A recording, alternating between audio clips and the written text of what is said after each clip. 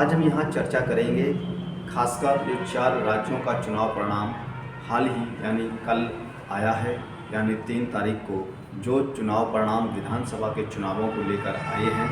मध्य प्रदेश, राजस्थान, छत्तीसगढ़ और तेलंगाना।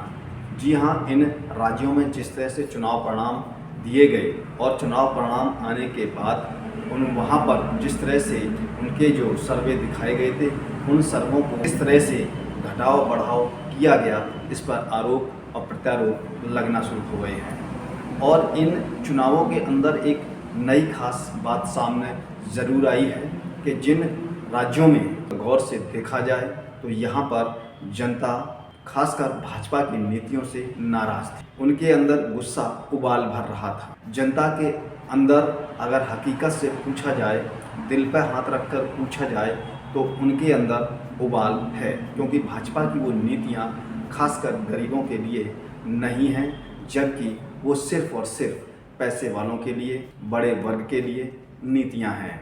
आखिर इन चुनावों में ऐसा क्या हुआ कि लोग भाजपा को हटाना चाह रहे थे, कांग्रेस को पुनः स्थापित करना चाह रहे थे, लेकिन जिस तरह से निर्णय आए, जिस तरह से बम्पर जीत भाजपा की हुई, वाकई में निर्णय चौंकाने वाले हैं। क्या अब देश को इन मुद्दों से कोई मतलब नहीं है? देश के नवयुवकों को रोजगार नहीं चाहिए?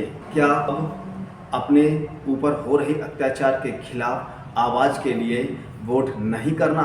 क्या अब इस देश की बेटियों पर जो अत्याचार हो रहे हैं, शूद्रों पर जो अत्याचार हो रहे हैं, क्या उन अत्याचारों के खिलाफ लोगों ने अपना निर्णय देना बंद कर दिया है?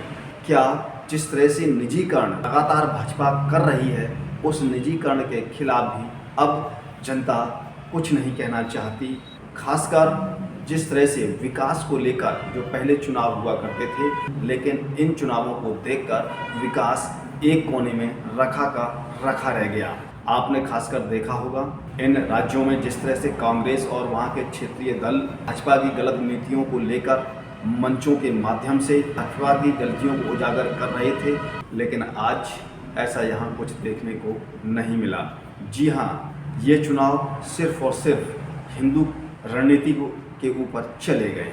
क्या अब इस देश के अंदर लोगों को अपने रोजगार से कोई लेना देना नहीं है? क्या इस देश के अंदर अब लोगों को शिक्षा के प्रति कोई रुचि नहीं है? क्या अब इस देश के अंदर नारियों पर हो रहे अत्याचार को लेकर कोई रुचि नहीं है? जिस तरह से आपने देखा कि भाजपा के कार्यकाल में, भाजपा के राज्य में खासकर दलितों के ऊपर जो पेशाब कांड हुए और हो रहे हैं, उनको देखते हुए यहाँ कहीं नहीं दिखा, यहाँ ऐसी कोई झलक नहीं दिखी। आप सोशल मीडिया पर देख सकते हैं, आपने देखा कि राजस्थान के कई वीडियो वायरल हैं कि वहाँ के लोग कह रहे हैं कि गहलोत सरकार ने जो काम किया वो आज तक वहाँ भाजपा की सरकार काम नहीं कर सकी, लेकिन वो वोट सिर्फ और सिर्फ हिंदुत्व के नाम पर देंगे। क्या आज हिंदुत्व इतना भारी हो गया है कि लोग अपने बच्चों के भविष्य की चिंता को छोड़ दिया है? क्या हिंदुत्व के नाम पर खासकर धर्म मजबूत हो रहा है? आपने देखा कि यहाँ पर विपक्ष किस तरह से मजबूती के साथ विकास के मुद्दों को लेकर, दलितों पर हो रहे अत्याचार को लेकर, समाज के अंदर हो रही घटित घटनाओं को लेकर भाजपा को घेरे पड़े थे। इन चुनावों से स्पष्ट हो गया है कि आज के समय में लोग या इस देश की जनता को समाज में हो रही घटित घटनाओं से कुछ लेना देना नहीं। उनके बच्चे शिक्षा ग्रहण करें या ना करें, उन्हें कोई मतलब नहीं, लेकिन वो दूसरी ओर ये नहीं सोचना चाहते कि सरकार आप वो चुन रहे हैं जो रोजगार आपको देना नहीं चाहती। आप सरकार वो चुन रहे हैं जो आपके विकास के मुद्दों पर बात नहीं करना चाहती। आप वो सरकार चुन रहे हैं जो आप पर अत्याचार करती है, लेकिन जब चुनाव का समय आता है तो वो हिंदुत्व के नाम पर आपसे वोट ले जाते हैं और अपने आप को मजबूत करके सामने आते हैं। इन बातों को सोचना पड़ेगा, इन बातों पे आपको चर्चा करनी पड़ेगी।